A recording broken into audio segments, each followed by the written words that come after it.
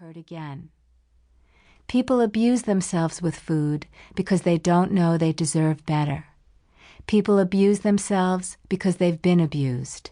They become self-loathing, unhappy adults, not because they've experienced trauma, but because they've repressed it.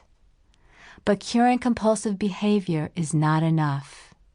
The next step is to engage deeply with ourselves and with other people, to open our hearts and let love in. This audiobook is about taking that step. I fell in love for the first time when I was in 6th grade. His name was Martin Levy, and he was a senior in high school. I started dieting the same year I met Martin. At first I believed that if I were thin, I would be beautiful, and that if I were beautiful, Martin would take me seriously. After he graduated, I just wanted to be beautiful. And for the next 17 years, my main passion in life was not a relationship, but my weight. Many other dramas were playing themselves out before me. My parents were desperately unhappy. My first real boyfriend died of cancer. But through it all, I built a cool blue shelter in my body that promised a life of tenderness and beauty if I could just get thin.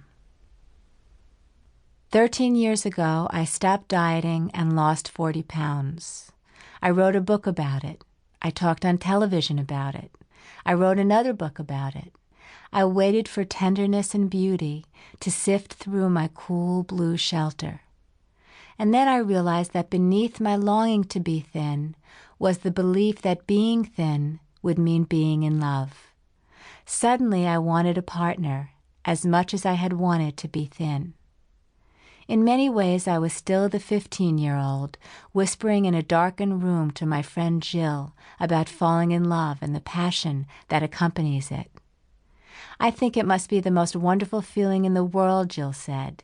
"You look into his eyes, he looks into your eyes, and you both moan. For a moment, the two of you are one person. Can you imagine anything better?" "No," I murmured, "I can't." I fell asleep dreaming of a man with curly hair and nickel-round eyes. 19 years later, I was still dreaming about him. Then I met Matt. I heard him speak at a conference at which we were both presenters, and I was enchanted. For 8 months, I woke up singing. I liked myself better when I was with him. I was kinder, calmer, happier. I was pulsing with love, blooming with light. And then slowly I came back to myself. Someone once came to a workshop after she had lost 75 pounds on a diet. She stood up and with her voice shaking said, "I feel like I've been robbed. My best dream has been taken away. Now I don't have getting thin to look forward to." After waiting all our lives for tenderness and beauty to arrive in the form of being thin or being in love, it can be devastating to discover that neither one can be found in either one. Not when the expectation is that we will lose ourselves or find ourselves. Compulsion is despair on the emotional level. The substances, people, or activities that we become compulsive about are those that we believe capable of taking our despair away. Despair. I felt it first as a child. I look at my life now. There is nothing to despair about. But sometimes everything around me will turn to clay. It is 9 months after my first date with Matt. We are at LaGuardia Airport. Our plane has just landed from Bermuda. We are walking to the taxi stand where he is going to get a cab into New York City and I am going to get a bus to Rhinebeck.